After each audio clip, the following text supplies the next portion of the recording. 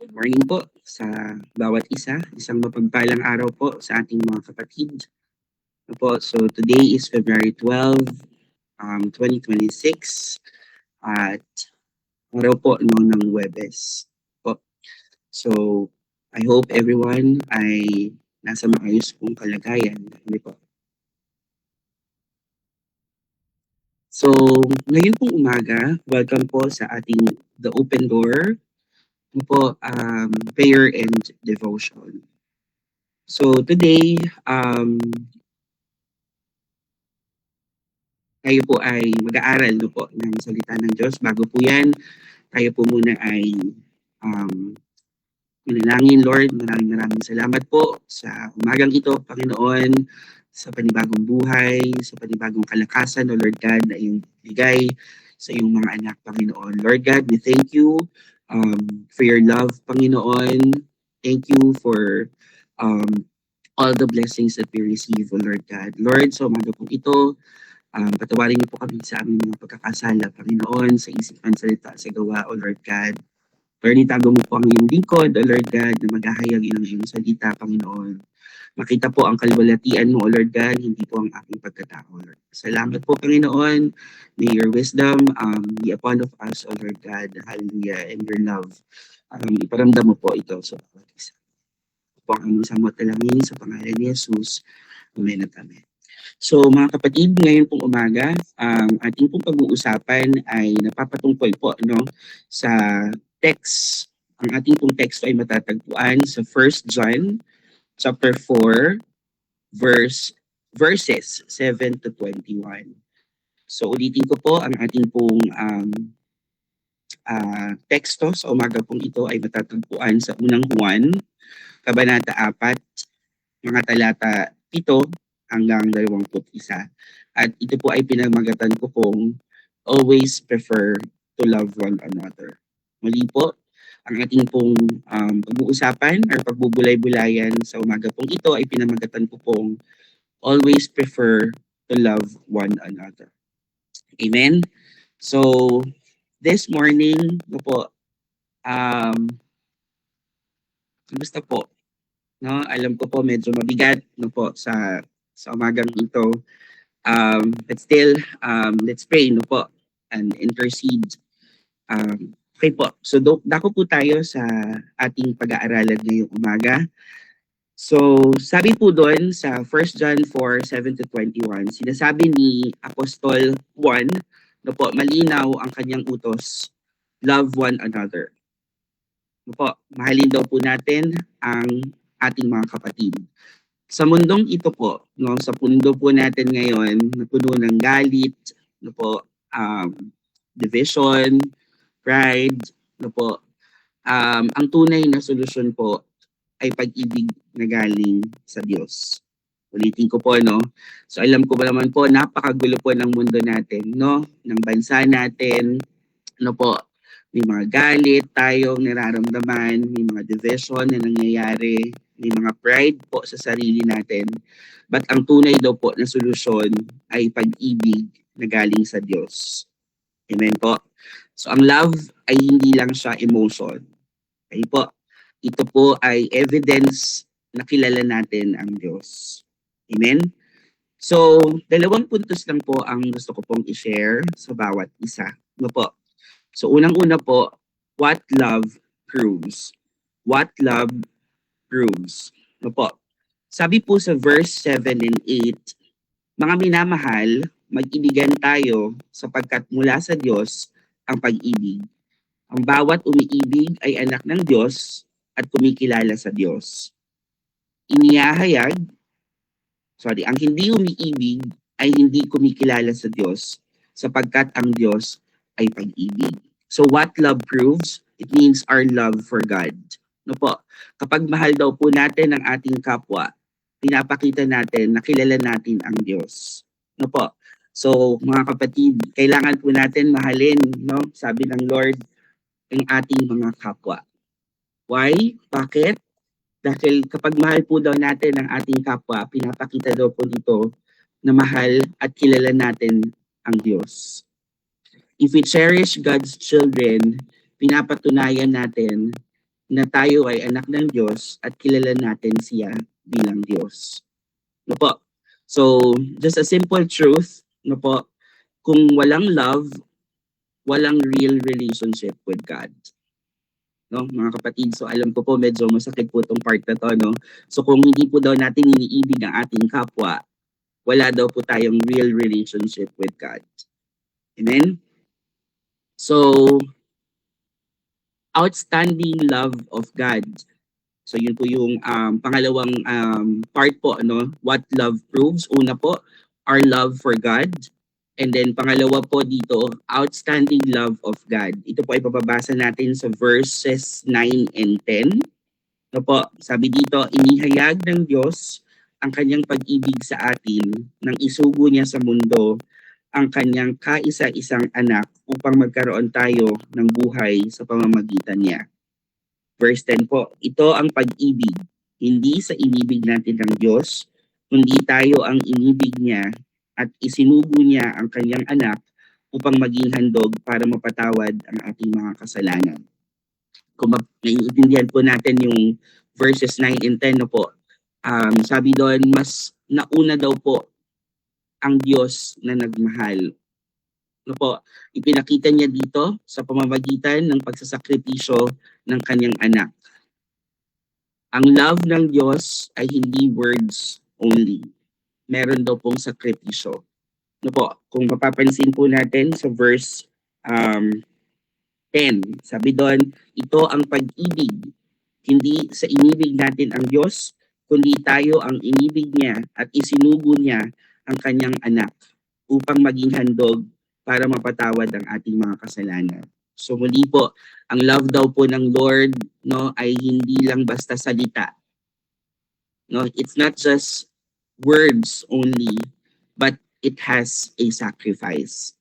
Sabi nga po, true love gives and true love saves. Dahil po sa kanyang sakripisyo doon sa krus ng Kalbaryo, tayo pong lahat ay naligtas. Amen po. So yun po yung pinapakita po, no, na unang puntos dito po sa ating message, no. Always prefer to love one another. So what love proves? Our love for God and the outstanding love of God. So pangalawa po na puntos na gusto ko pong i-share sa inyo would be what love, L-O-V-E, the word love, no po, L-O-V-E produces. So bibigyan ko po ng maikling explanation yung salitang L-O-V-E. Ano daw po ang pinuproduce nito, no? So unang-una po starts with letter L, living completely. Pamumuhay po na tayo ay kompleto. No po? So papaanong paparaan po daw? So mababasa po natin yan sa verses 11 to 14. Po mga kapatid, sabi po dito, mga minamahal, dahil ganoon kadakila ang pag-ibig ng Diyos sa atin, dapat din tayong magmahalan. Kailan may wala pang taong nakakita sa Diyos, ngunit tayo'y nag-iibigan. Nasa atin ang Diyos at nagiging ganap sa atin ang kanyang pag-ibig. Verse 13 po, nalalaman nating nananatili tayo sa Diyos at siya naman sa atin sapagkat pinagkalooban niya tayo ng kanyang espiritu. Verse 14 po, nakita namin at pinapatotohanang isinugo ng Ama ang kanyang anak upang iligtas ang sanlibutan. So by loving one another po, no? So if we can live completely, paano daw pong paraan? By loving one another. Kapag tayo po ay nagmamahalan, God resides in us. Amen po ba? No, kapag po tayo ulit daw ay nagmamahalang magkakapatid sa Panginoon, God resides in us. Nagiging complete po tayo at nagiging mature yung love natin. No, hindi man po natin nakikita ang Diyos physically, nakikita po siya sa paraan ng pagmamahal natin. Kaya kapatid, no, let's love one another, no, for us to have to live completely. Isa po 'yan sa key, no, na paano daw po tayo ay mabubuhay, no, ng buo kapag daw po minahal natin ang ating mga kapatiran. Amen. Pangalawa po, no, in letter L, by living for Jesus. Okay? So for living completely daw, we need to live for Jesus. Ano po? So sabi po yan sa verse 15 to 16. Ang nagpapahayag na si Jesus, ang anak ng Diyos, ay nananahan sa Diyos at ang Diyos na may nananahan sa Kanya. Malinaw po yan no, sa verse 15. At sa verse 16 po, nalalaman natin tayo'y iniibig ng Diyos at lubos tayong nananalig sa katotohanan ito. Ang Diyos ay pag-ibig, ang nagpapatuloy na umiibig ay nananatili sa Diyos at ang Diyos ay nananatili naman sa Kanya. No po? So by living for Jesus, kapag ina-acknowledge po natin na si Jesus, natututo tayong mag-rely sa love ng Lord. No po? Kaya nga po sabi, di ba, we need to acknowledge always God sa kung ano man po yung ginagawa natin. Why? Dahil natututo po tayo doon no, na mag-rely sa love ng Lord. So living in love means living in God. Kapag tayo po ay nabubuhay sa pag-ibig, meaning to say we're living for God or we're living in God. So that is letter L po, no? Living completely. So proceed po tayo sa letter O. Sabi dito po, overcoming fear. Overcoming fear. Ano po? Basahin ko po sa verse 17. Ang pag-ibig ay nagiging ganap sa atin kaya hindi natin kinatatakutan ang araw ng paghuhukom sapagkat tayo'y tulad ni Kristo kahit nasa daigdig pang ito. So love make us confident. No po, sabi po dito sa verse 17, love make us confident. Dahil justified tayo kay Jesus, may confidence tayo sa judgment day. No po, dapat hindi daw po tayo natatakot, no? Kapag tayo ay, let's say, kukunin na ni Lord. No po, because again, sabi dito, love makes us confident. Kung tayo ay justified tayo ni Jesus, so may confidence tayo sa judgment day, no? Hindi tayo takot kasi alam nating secure tayo sa Kanya. Amen? So, hindi lamang po insurance, no? Ang may kakayahan na maging secure ang ating buhay, ang ating health, but also with the love of God, no po, tayo ay secured sa Kanya. Amen po. So, ulitin ko po, no? Hindi tayo takot kasi alam nating secured tayo sa Kanya. Amen? Pangalawa po, sa letter O, love makes us conquerors. Again, love makes us conquerors. Sabi po yan sa verse 18, walang kasamang takot ang pag-ibig at pinapawi ng ganap na pag-ibig ang anumang pagkatakot. Hindi pagganap ang pag-ibig ng sino mang natatakot, sapagkat ang takot ay kaugnay ng parusa. So dito po, no, love makes us conquerors. Perfect love drives out fear. Mali po mga kapatid, no, the perfect love that comes from the Lord, no po, drives out fear. Kaya di po dapat tayo natatakot. Ang fear ay connected sa punishment. Pero kapag naiintindihan po natin ang love ng Lord, nawawala po ang takot. No po, so again, for the second letter, which is O, what love produces, it produces overcoming fear. No po. Punta po ako sa pangatlong letter, which is letter V. So, vision of God. Muli po, vision of God. So, kung babasahin po natin no po, sa verse 12, balikan lang po natin.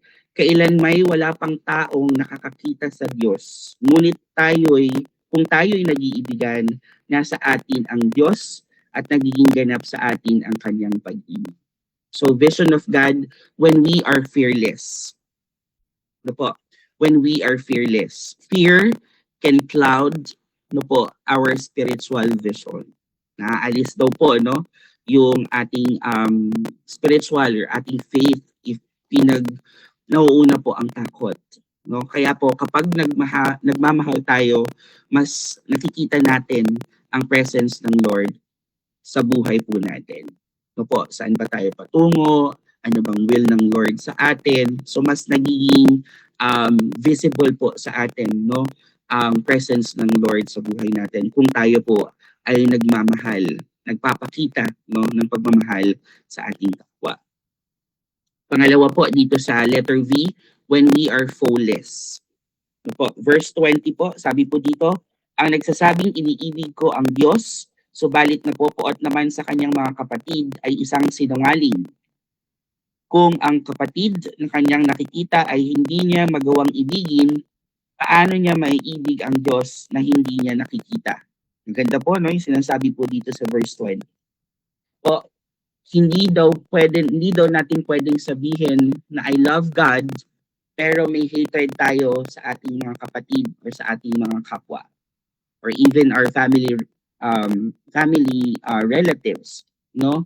So again, ulitin ko po na maganda po tong line na to. Hindi daw po natin pwedeng sabihin that we love God. I love you, Lord, no? Pero meron po tayong hatred sa ating kapwa. Hate blocks our relationship with God. Tandaan po natin yan, no? Kaya po, alisin po natin yung hate, no? Yung galit, no po? Only love, ika nga, no? So hate blocks our relationship with God. So love proves sincerity. No po? So yun po yung letter V, vision of God. And proceed po ako sa last letter. Ulitin ko lang po, no? What love produces. Letter L, living completely.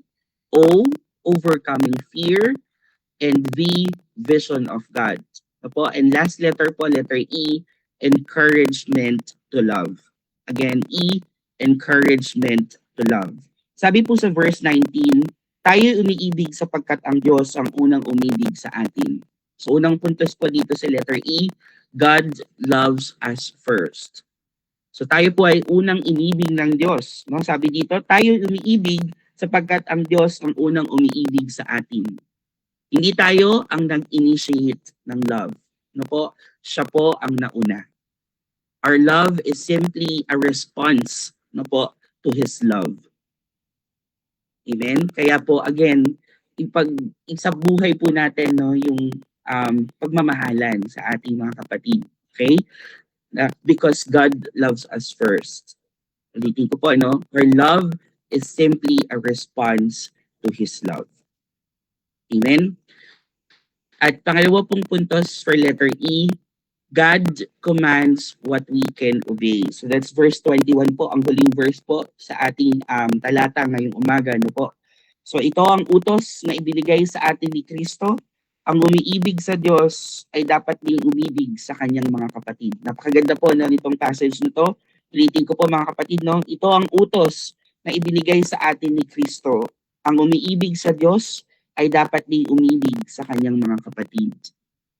Ang utos ng Diyos ay hindi imposible. No po, hindi po ito imposible at hindi po ito mahirap gawin. No po, kung mahal po natin siya, mahal po natin ang Lord, dapat mahal din po natin ang ating mga kapatid. Amen? Sige po. I know may mga nanonood po sa live stream natin. No? So can we say, I love you with the love of the Lord? So kung kaya po natin i-comment yon, no po, sa ating mga kapatid na nanonood ngayong umaga, I love you with the love of the Lord. No po. So dako po ako sa aking conclusion. So I hope no nakuha po natin yung apat na pinoproduce ng love. Una, living completely. Pangalawa po, overcoming fear. Pangatlo, the vision of God. And lastly, the encouragement po to love. So para po sa aking conclusion, no po, sabi nga po kanina as I introduce my message, no po, sa mundo po daw natin ngayon na puno ng hatred, no po, ng galit, no po, piliin po nating magmahal. Amen?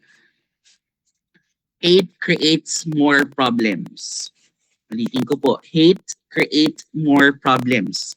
Mas lalo pong nagiging magulo, mas lalo pong nadadagdagan, no, yung mga problema, suliranin kapag po i-produce natin ng hate.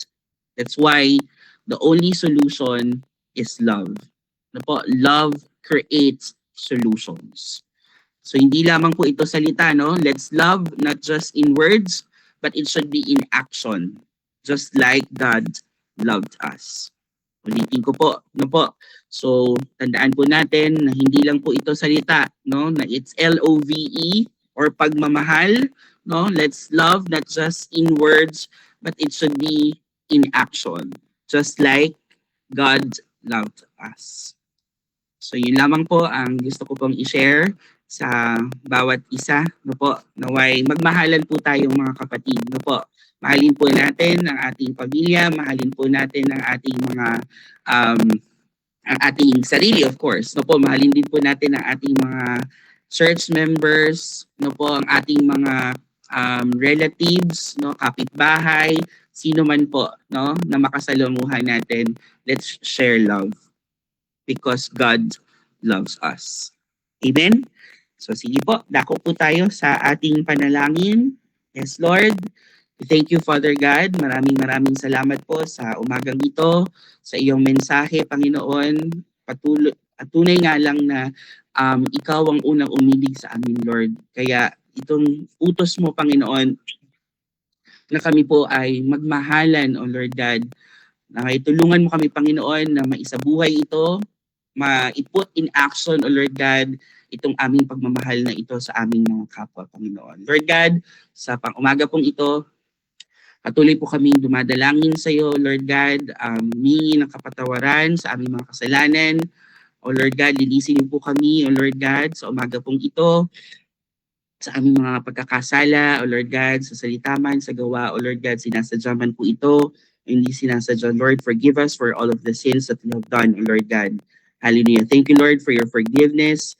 Lord God, salamat po sa paglilinis mo, cleanse our heart, excuse me, cleanse our mind, O Lord God, hallelujah, upang kami po ay maging karapat-dapat sa paglapit namin sa iyong banal na trono, Panginoon. Lord God, lahat po ng aming sasambitin ay maging mabagong samyo sa iyong harapan, Panginoon. Lord, itinataas po namin sa umaga pong ito ang aming bansang Pilipinas, Panginoon. Hallelujah. Lord, you know what's happening in our country, Panginoon. Hindi po lingid sa iyo, O Lord God, ang nangyayari sa paligid namin, O Lord God, sa bansang Pilipinas, Panginoon. We pray, O Lord God, na ikaw ang mag-control nito, Panginoon. O Lord God, sa pamamagitan ng iyong mga in-appoint na leaders, Panginoon. Lord, we thank you for their lives, Panginoon, starting from our president until to the local, O Lord God, sa pinakamababang antas po ng aming gobyerno, Panginoon. Lord, ikaw po ang humawak sa kanilang mga buhay, Panginoon. Thank you, Lord God, sa kanilang buhay. Guide them, Panginoon, um, sa kanilang pinakatrabaho, Panginoon, no, to lead our country, Panginoon.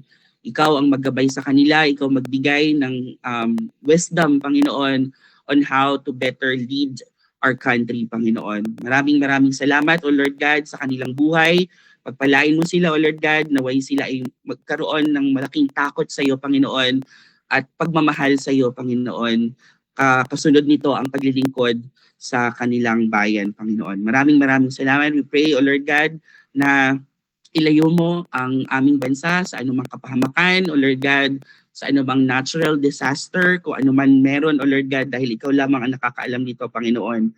Ingatan mo po kami, O Lord God, as constituents of this country, Panginoon, at patuloy na bigyan mo kami ng disiplina, sumunod, O Lord God, so kung ano man ang dapat sundin, O Lord God, dito sa lupa, Panginoon.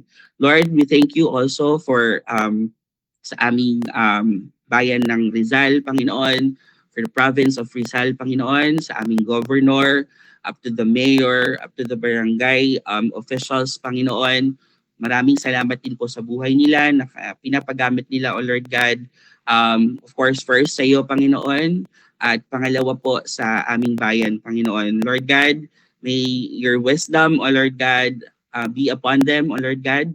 Patuloy niyo po silang i-guide, no, sa anumang mga programa, sa anumang mga plataforma ang kanilang gagawin, no po, para po sa kanilang constituents dito sa Rizal, O Lord God. Maraming salamat po, O Lord God. I-guide mo sila sa po ng kanilang mga family, O Lord God, and makita po, O Lord God, ang pagpapala, O Lord God, ang iyong kadakilaan sa kanilang buhay. O Lord, guide them, O Lord God, mightily, O Lord God, at naway magkaroon din po sila ng takot sa iyo, Panginoon. Hallelujah.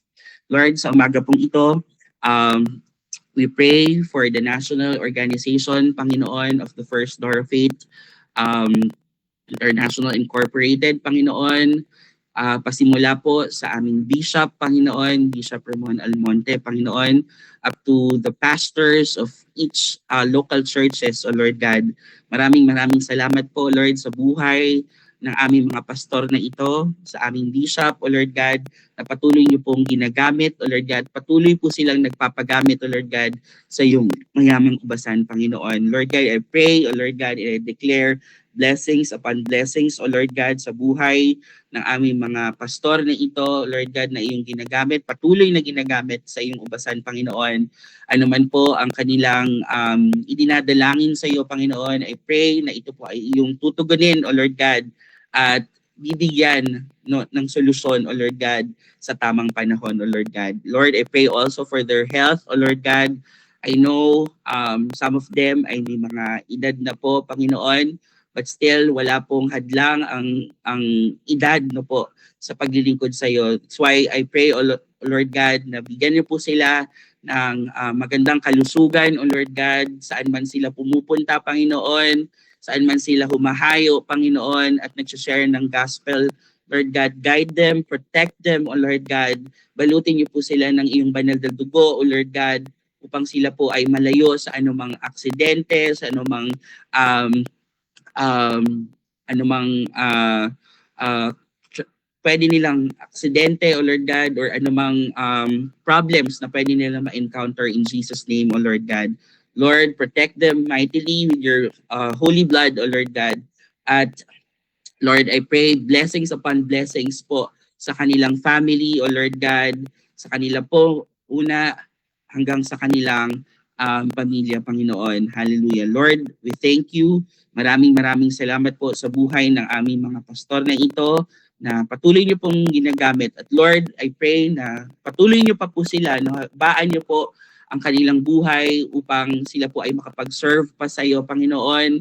At marami pa pong mga kaluluwa ang makareceive ng love mo, Panginoon. Hallelujah. At ng iyong gospel, Panginoon. Provide them, O Lord God, anuman po ang kanilang mga pangangailangan sa kanilang buhay, O Lord God, pagkain, O Lord God, sa kanilang upa, sa mga allowances, O Lord God, sa kanilang mga bills, Panginoon. I know you will provide. Hindi po maliit ang iyong kamay, Panginoon. Abutin mo po ang kanilang mga pangangailangan, Lord God, sampu ng kanyang pamilya, Panginoon.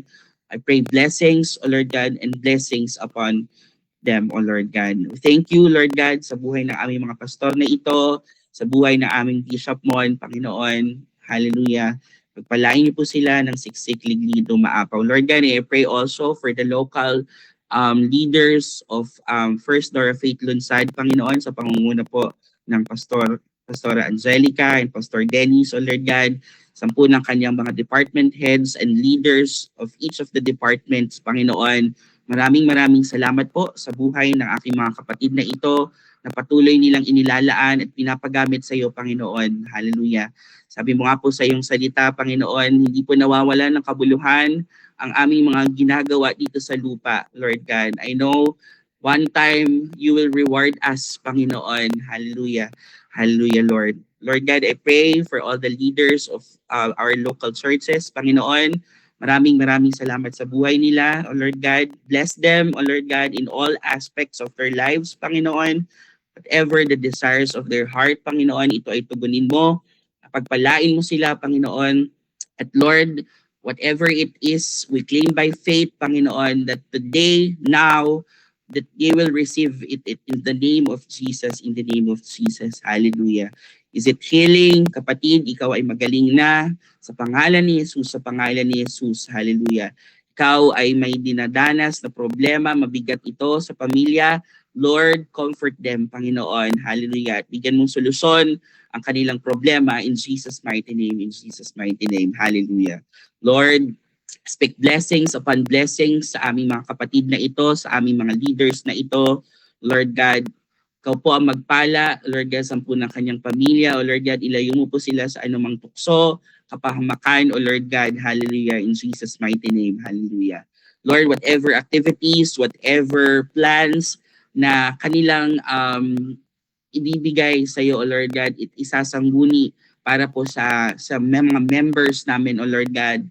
Lord, let your will be done, O Lord God. I know you will provide everything if it's your will, and it will happen, Panginoon. And to all the members, Panginoon, sa bawat pamilya po ng aming iglesia, Panginoon, I pray and I speak blessings upon blessings, Panginoon. Hallelujah. Together with all every parts of their family or members of their family, O Lord God, ikaw po ang magpala sa kanila, O Lord God. Anuman po ang kanilang hinihiling, O Lord God, kagagalingan, O Lord God, pinansyal, emotional blessings, Panginoon, spiritual blessings, Panginoon. Ikaw po ang mag-guide sa aking mga kapatid na ito. Patuloy po kaming pag-ignite ng iyong pagmamahal, Panginoon, upang kami ay magkaroon ng isang harmonious relationship, united spirit, O Lord God, na ikaw ang kinikilala naming Diyos na buhay magpakailanman, Panginoon. Hallelujah, hallelujah, Lord. Lord, I pray also for um, everyone, O Lord God, no po, sa ilunggong ito, Panginoon, sa aking mga kapatid na pumapasok, O Lord God, sa school. Kayo po ang mag-provide ng kanilang mga baon, allowances, O Lord God, at iba yung pag-iingat ang igawad mo sa aking mga kapatid na ito, Lord God. Sa aking mga kapatid also na pumapasok sa office, O Lord God, nagbabiyahe, let your traveling mercy be upon them, Panginoon, and give them courage and boldness to share your gospel to their colleagues, to their boss, Lord God, sa kanilang mga kapatid na makakasalamuha, Panginoon. Lord, kayo po ang mag-ingat sa bawat isa. And also, Lord, this is a special request, Panginoon. I know, di po lingid sa iyo, Lord God, whatever happens no po sa Sanglay family. I know, Lord God, nakasama mo na po ang Nanay and Shing. Siya po ang isa po sa aming mga member, O Lord God, matagal na member na, Lord God. Pinag-report mo na siya, O Lord God, sa iyo, Panginoon. Maraming salamat po sa buhay ng aming nanay na ito na patuloy na naging magandang ehemplo po, no po sa aming lahat, O Lord God. We thank you sa buhay niya, Panginoon, sa kanyang stay dito sa lupa, sa iyong pinahiram na buhay sa kanya. Maraming salamat po, Panginoon. Now, we ask for your comfort, Panginoon, sa Sanglay family. Comfort, peace, O Lord God, love and strength, O Lord God, sa kanila. Patuloy mo silang pag-itingin mo ng pag-ibig sa bawat isa, O Lord God. And I pray that you will provide all their needs, O Lord God, sa kanilang mga kakailanganin. Ikaw po ang magpo-provide, hindi po maigsi ang iyong kamay. Lord, hallelujah. Ipo-provide mo po ito, Panginoon. Hallelujah. Thank you, Jesus. Thank you, Father God. We ask this, O Lord God, in the mighty name of Jesus, we pray. Amen and amen. God bless us all po sa ating mga kapatid.